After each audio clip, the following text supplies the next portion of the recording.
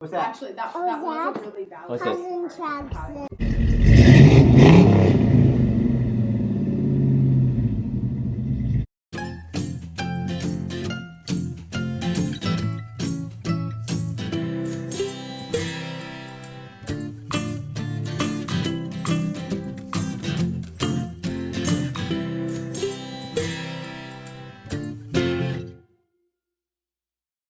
Alright, so now, easy peasy. I think they're the same, right?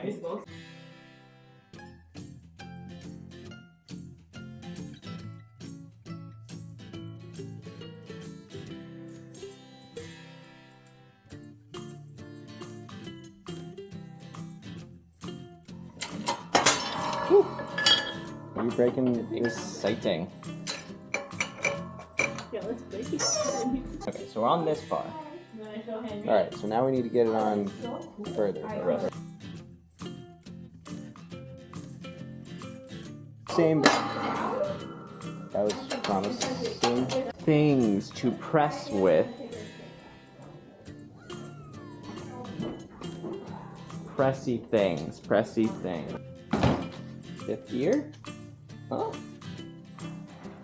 Hey, that might work. Alright, check this out, Pat. Who's riding the motorcycle? Check this out. So this is fifth gear that we broke on the, or that was broken on the Explorer. But this tapered guy fits right nicely on top of there and is bigger than that side. Boom, boom, boom. Sweet. Thank you, Explorer, for exploding, as your name suggests.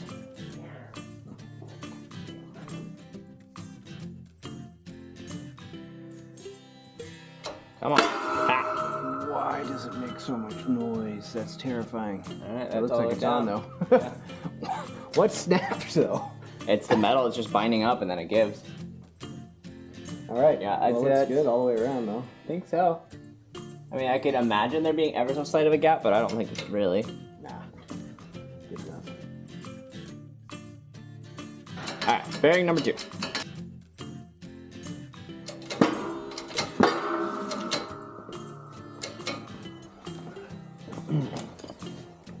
Nice and easy. I can imagine there being a little gap around there, but I think it's the same gap that I was mentioning on the other side. That probably. I think you're imagining it. I think it's just because they're not sharp angle Oh edges. yeah. Sweet. Now it's much easier. I'll slide that back off there and grab the bolts. Kind of go a little bit Yeah. around on each side. Yeah.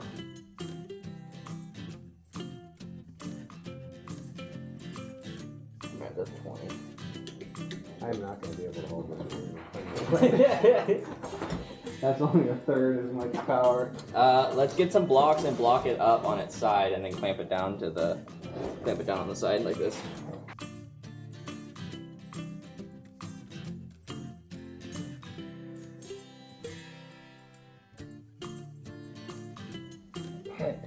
These very finely machined teeth are Chewy up my head. soft on my head. Okay. So we're playing around with trying to figure out the whole preload situation. Not exactly sure what is going on there. Getting conflicting reports. But one thing that does make sense is that we need to get the side to side of the bearing so that it's wedged in real nicely. And we also need to make sure it's all aligned real nicely. So I'm going to grab the posi guy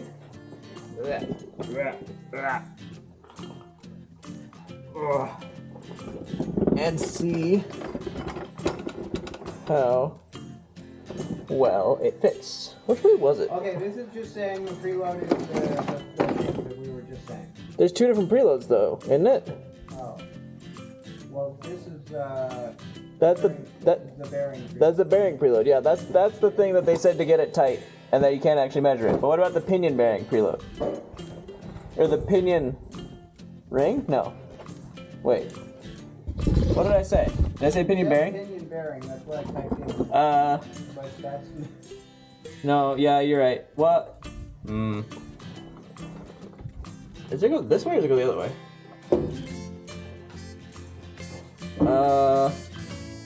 Huh. Hey, look, there's Posy in there.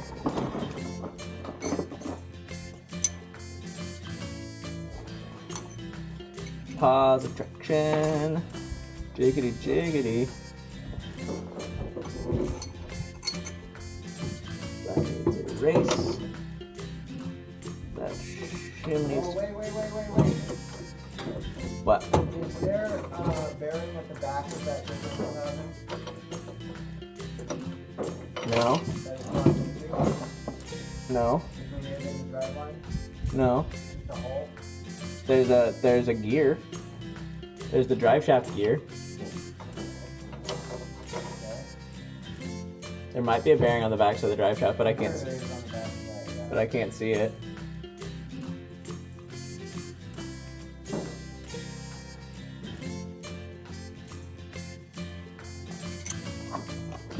This is gonna be really freaking hard to do. It's really awkward, and somebody put a camera right where I kind of need my legs to be. Oh, and there was a shim in there.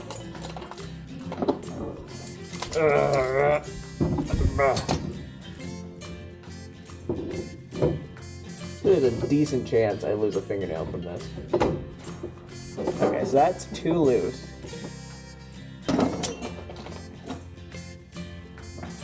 Hang on, I need... The other kid makes what? This kit makes more sense now.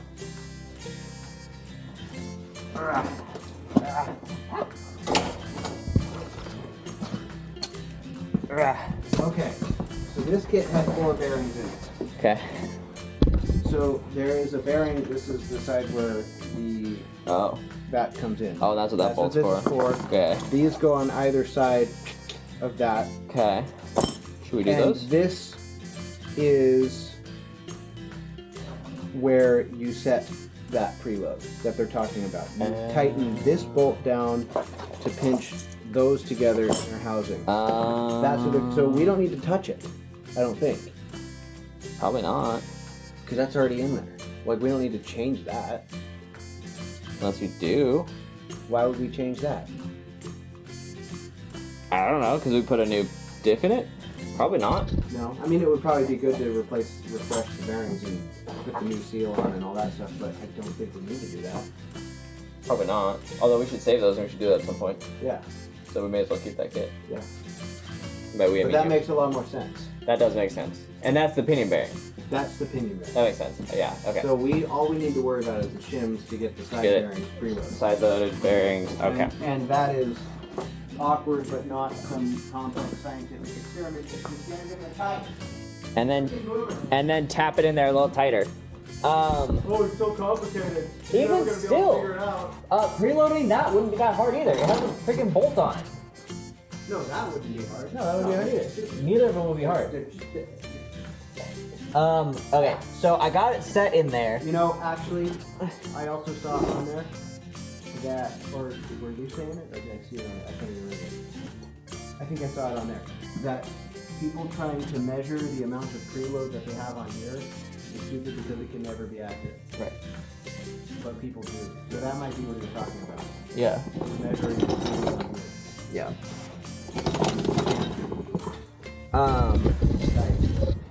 Thank you, GFT. So,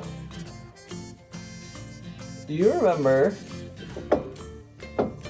You're gonna ask me what it looked like when you pulled the button over because I was over here and I can't see it. Yeah, because I don't actually remember which way it was. I think it was this way. Was the gear on that side? The gear on the other side. Why do I have that internet? Yours on that side. On the side I want? Yeah. I do remember that much. Yes. Okay. Yeah. I have a video. Video evidence. Yeah. No, 100% yours on that side. Okay, so the other question I have is, why can't it move that far? It seems like a lot. Weren't there other big? What about these things? Oh, you're right. Those shims are shimming in. Okay, never mind. Yeah. Right here? Yeah, you're right. There's one more big one. Is that the big one? Those two C shims. Oh yeah, where the hell these go? No, these. Those fell out when. These I think were in the other diff. I think. They were in it. I thought they were on either side of it. I don't think they could. They were inside of it. No, but there's another. Is there a ring like this? A full circle ring? These have like- these on the end. They're Like pretty that. This one's not quite the same because this had. I think these half ones were in something. Were like in here. Yeah, that was right. They were like in there. Okay, so what's in here? So there was this shim was in there, We have. and there's this shim here, and there should be another shim like that somewhere. Is it in the bottom of the differential? Did it just fall down? Yes. Okay. Oh, I guess I didn't clean out of there. Is this not the new oil you put in? No, I didn't put new oil in. Oh, I thought this was new oil you put in. No, I didn't put any oil in. I haven't been under there.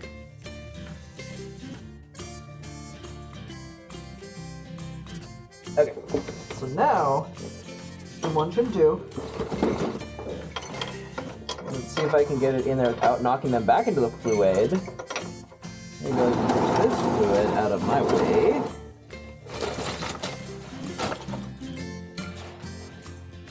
And then, I don't know. I'm gonna be relatively clean. I think I'm really strong. Yeah.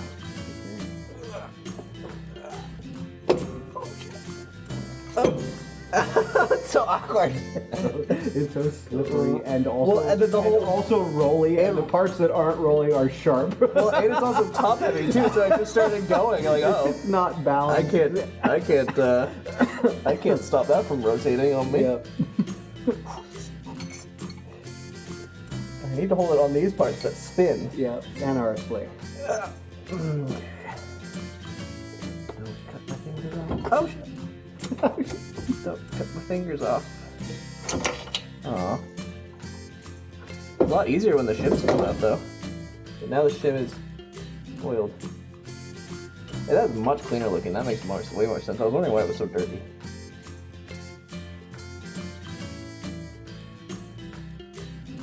That at the starting. It's that on there. That's a little bit less than the other ones.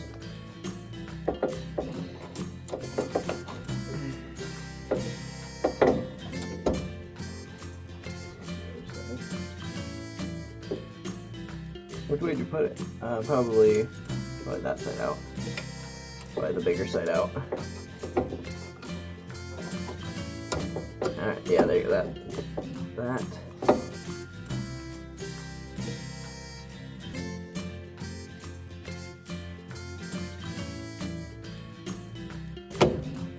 Not on the bearings, but on the differential.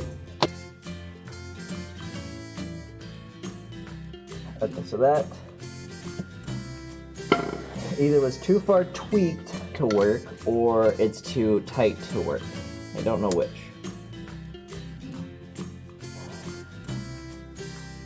So maybe I'll pull out one of those shims. Sure. The old one was only shimmed on one side. I don't know which side.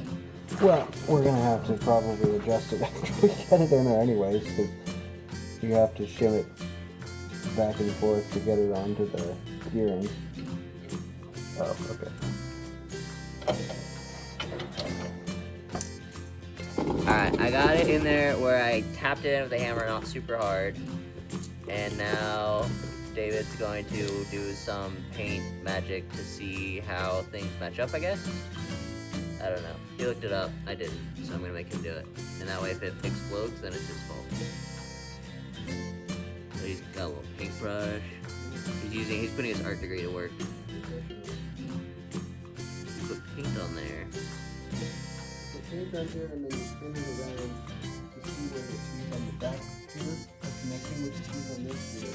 So what you want is for it to be towards the middle and not towards one of the edges. And it does spin pretty freely if you just grab the drive shaft. So you do a couple of the teeth right next to each other? Yeah. The guy on the internet said you do like a third of the gear third of the gearing and then do it, and then do it again on another third of the gearing, do it until you've done all of the teeth. But like the other YouTubers that I have seen do it like on 4 teeth. Yeah. And then you call it good. So I'm gonna do that. I mean, you could do 4 teeth, spin it, and then do another 4 teeth on the opposite side or something like that. We're definitely gonna be on our first try. You can see where the brush, look at the bottom 2 teeth that are painted. You can see where the brush strokes are, and then you can see where it's smooth. Yeah.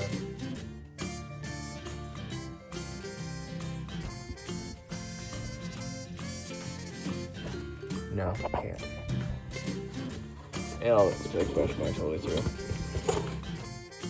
Okay, well, we just swapped another one of the shims from driver to passenger, and now David is doing his artistic work to see if that made it more better.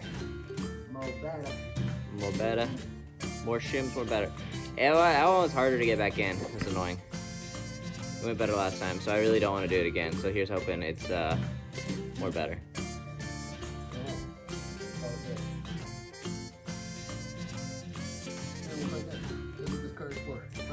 How are we gonna find out? He's gonna blow up. What do you mean? How do we find out anything? Yeah, okay. Put it back together and see what happens. Okay. That's why we bought this car. Okay, we got the little half moon clippies that were in that hold the axles in. The rest of the way we got those in. Almost forgot them, but we didn't. We had to pop this bolt off, this bolt off to push this out so that we could slide the axles further in, drop the moons in, slide them back out, and then they hold it, and then this pin holds it, and so then they don't go out when David's going real hard. So he's putting the wheels back on, putting these clampies back on, clean this up, RTV it, put fluid in it, burnouts. All right, got the cover on. We're kind of cutting corners and we're squeeze bottling this into the hole up there until it overflows. Boom. Okay, well, we definitely didn't cut any corners at all. No, we did it exactly as the shop would do it. Exactly as the shop was doing it. We for sure let the RTV set for an hour and then 24 hours and did not put fluid in it immediately. Come back the next day. It's actually, To be sure, we waited 2 days. yeah, this is actually 2 days later from when we were last doing things and not 10 minutes later. Just to get David driving because it's midnight and we want to be done with this. So we're gonna see, we got bolts torqued back on to the cover. We got the clips bolted and torqued. Wow, this thing is so light on the jack. We got the little half moons, the axle. We got, I think we got all the things. We just need to torque the lug nuts, and then I think we're done. We may or may not leak fluid everywhere, but we'll see how that goes. All right. Find out. You gotta wait for it to warm up a bit. But... It started. It might be leaking. Who knows? I mean, it wouldn't be leaking now because nothing's spinning in there, but it definitely could. Find out. We'll find out. All right, after a quick test drive around the loop, don't see. Oh, it's wet on top, which is interesting. But it doesn't look like it's wet around the seam. I wonder if that's just from my splashing. Weird.